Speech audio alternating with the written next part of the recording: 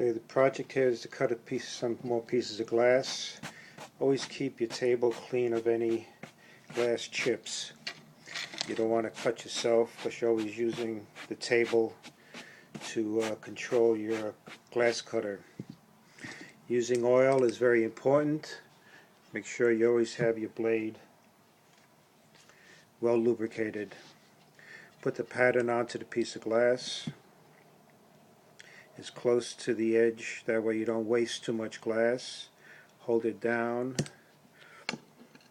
and when you cut your pattern, cut it as close as possible to the pattern. That way you don't have to do too much cleaning up afterwards when you start assembling the window.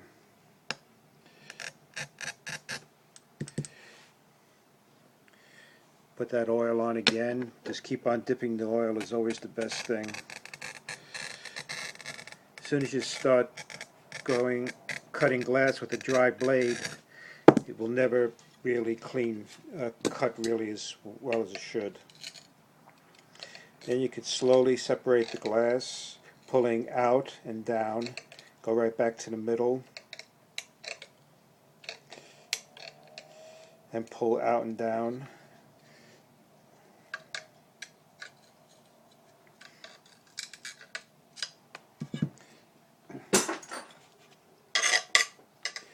Same thing for the outside.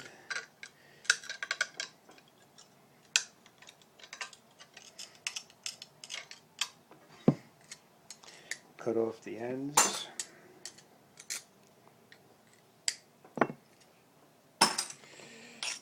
Clean it up a little. Here's number 5 for the pattern. Mark the glass number 5. Now this is the right panel, so I'm going to put that on the right side. I'm going to make a left panel too for this window. And what else we're going to do is take the pattern and put it upside down, because this glass here has a lot of texture on the one side. So we're going to just cut on the one side. Just turn the pattern upside down. Then again, follow the pattern as close as possible.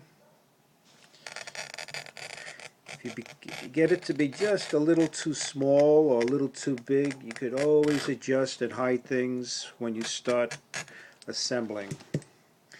It's important to keep the pattern where it is. If you move it, just put it back in place.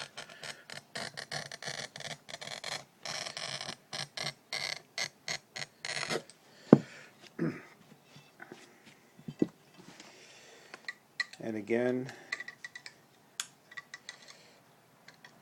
you could slowly pull the glass. Sometimes it falls out like that. It's fine.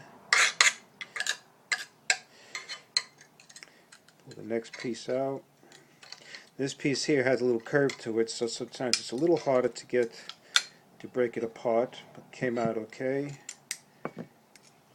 Clean the edges.